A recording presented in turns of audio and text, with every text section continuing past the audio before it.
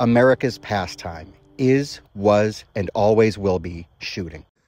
Hello everyone, Finn and Flask here. The holiday season is here and I'd like to wish everyone a Merry Christmas and Happy Holidays for those who don't celebrate.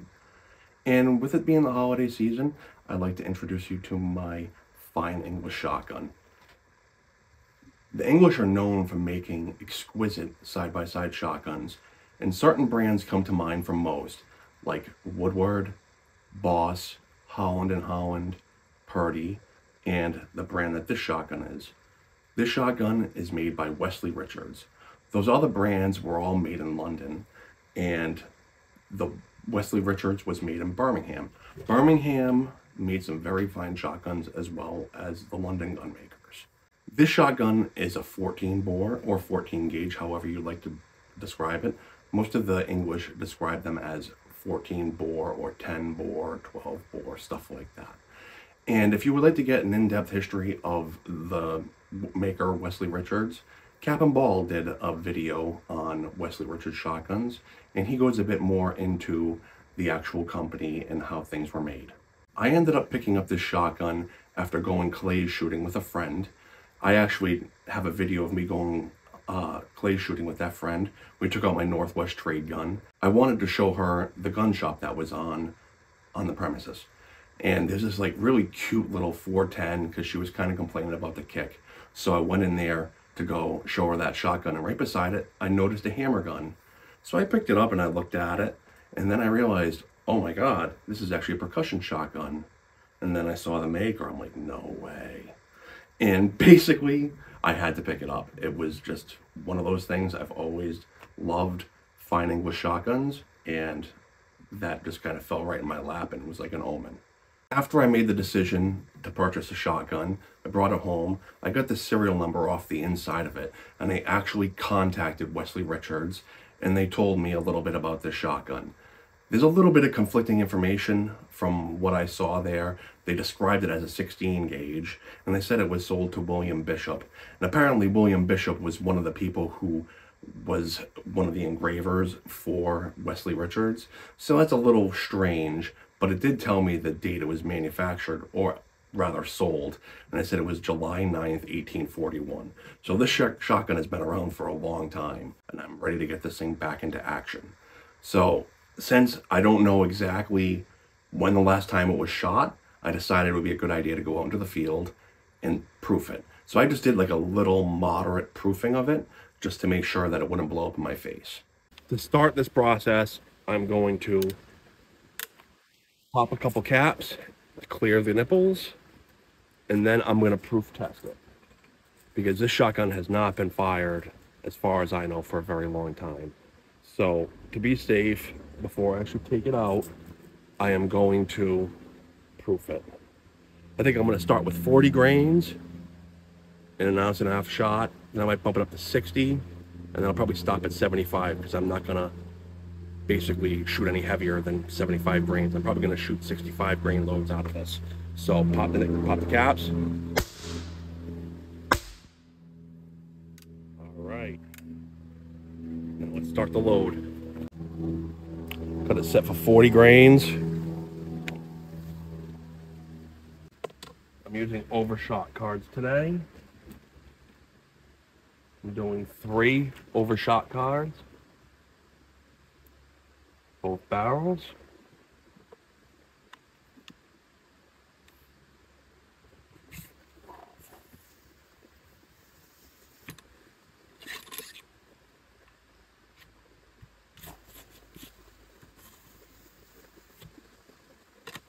All right, here goes nothing. I'm gonna give this thing a shot and see what happens.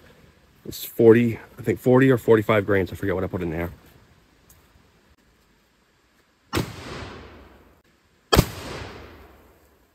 Okay, the 45 grain charge left no marks on it whatsoever. I'm gonna bump it up to 70.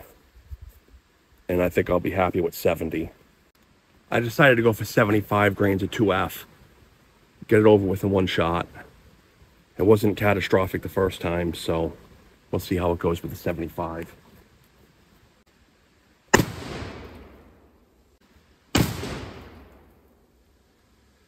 So after 40 and 75 grains. I'm going right down through here. I do not see any kind of imperfections at all. So I go as far as to say, she's ready. So this shotgun is a 14 bore, like I mentioned before, and it has tapered chambers. So when you're putting a card down, when it comes closer to the end, it gets a little easier and it kind of goes right down on it. I don't know how much it actually expands. It's probably ever so slightly, but it seems as though that's probably made for increasing velocity of the shot coming out. But it also might be because that's where the major fouling happens, is right here in the chamber. If you guys know, feel free to comment and let me know. I have it set up with musket caps so that it's nice and easy in the field. And this shotgun also has what you call an island lock. There's a piece of wood between the lock plate and the barrel, and that generally denotes the highest quality shotguns that were made in the era. Most shotguns just have the lock plate touch the barrel. This shotgun weighs in at only 6.5 pounds, and that is a great weight for a field shotgun. Now that I know the shotgun is safe to shoot, I'm going to attempt to pattern it. I didn't have any really good paper with me, so I just had some old roofing paper, but it gives me a general idea if there was any massive holes in the pattern.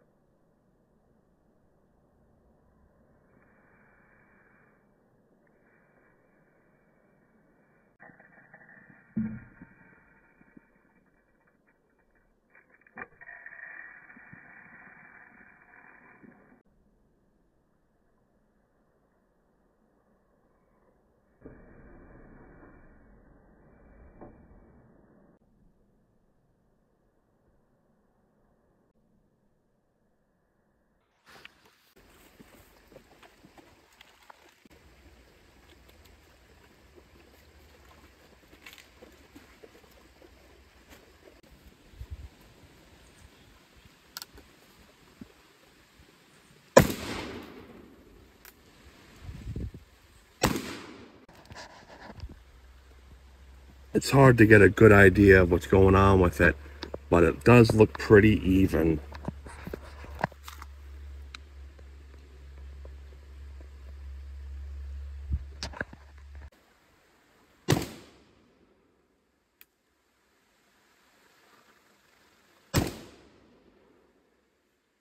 Okay, so I'm back over here, and it's a little tough to tell.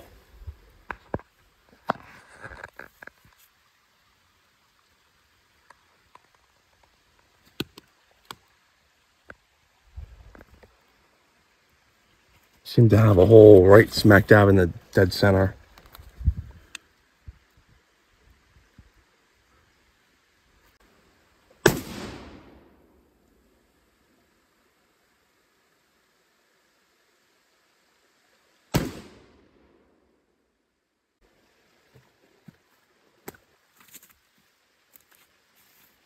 It seems to be pretty decent.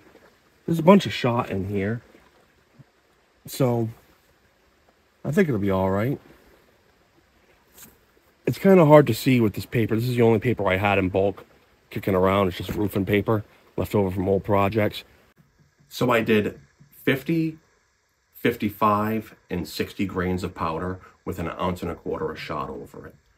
Those were all pretty decent. The 60 really kind of thumped quite a bit, and I was a little surprised at how much it actually kicked. The thing I'm most interested in muzzleloading is shotguns. I'm an avid upland game hunter, and I just really appreciate fine shotguns. So I'll tell you a little bit about how I got interested in it right now. So my neighbor next door ended up picking up a Pedersoli side-by-side, and it was just so beautiful to me, and I really loved looking at it. And yeah, I got to shoot it a couple times, and it was just great. That was a long time ago, but he set it all up for me, so I don't even really count that as me getting into muzzleloading back then. I just really appreciated that fine shotgun. When I was in Iraq, I came across this very exact magazine, and it helped me develop a liking for English sporting culture and English shotgun culture. And that also ties in nicely with muzzleloading, in my opinion. Now that I got the shotgun patterned, it's probably a good idea to go out and try to shoot it. It fits me relatively well, so I'm going to take it down to the Sporting Clays range, and I'm going to go out and shoot for a little while.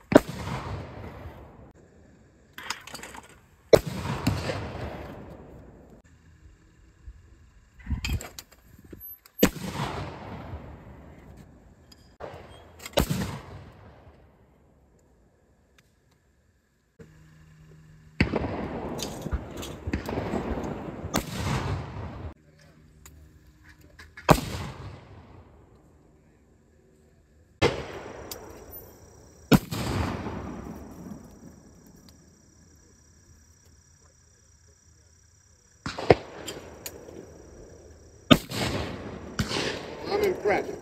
Hey, good luck with that.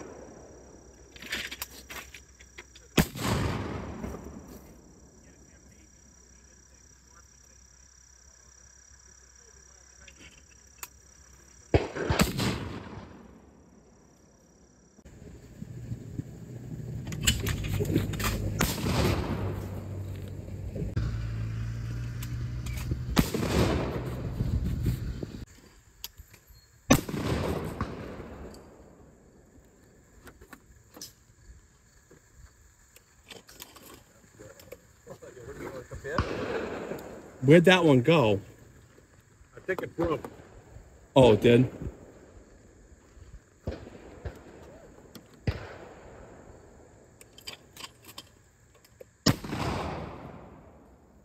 old is that guy? Yeah. Yeah, we're holding. Oh, is it? Oh, there it goes. There it goes. Okay. B. B. Call pull. Pull. You can feel it. Pull. Did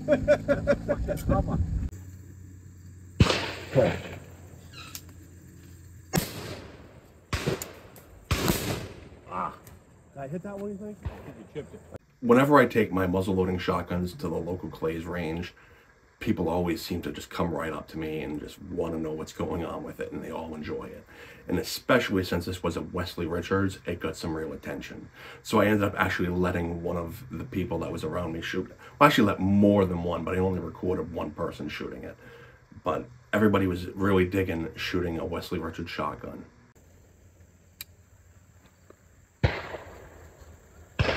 Pull. Pull.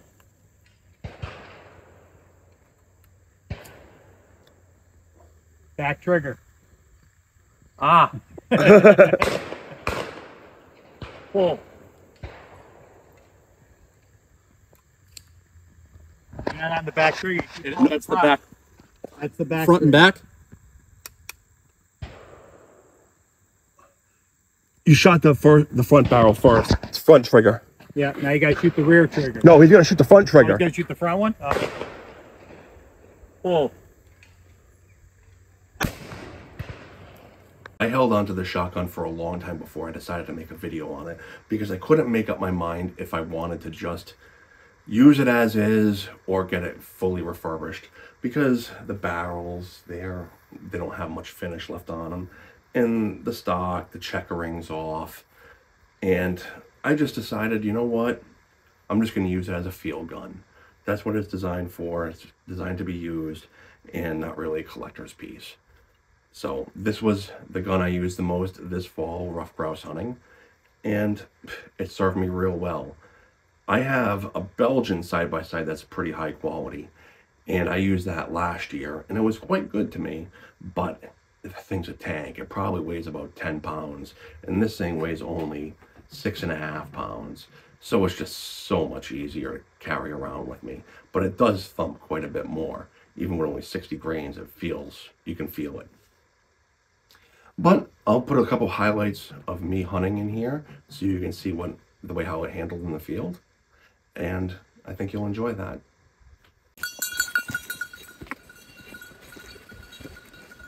You like this bird? You like the bird? It's great having nice birds, isn't it? Beautiful. Let's get going. Let's get out of here. All right. This is an incredible bird. I'm very happy to get this mature bird. Got a good boy with me. Well, I hope you enjoyed this little introduction to my Wesley Richards 14-bore shotgun. If you like this video, please like, subscribe, comment, share it with your friends. It'll do me a lot of favors. Thank you very much for watching. Have a wonderful day and a Merry Christmas.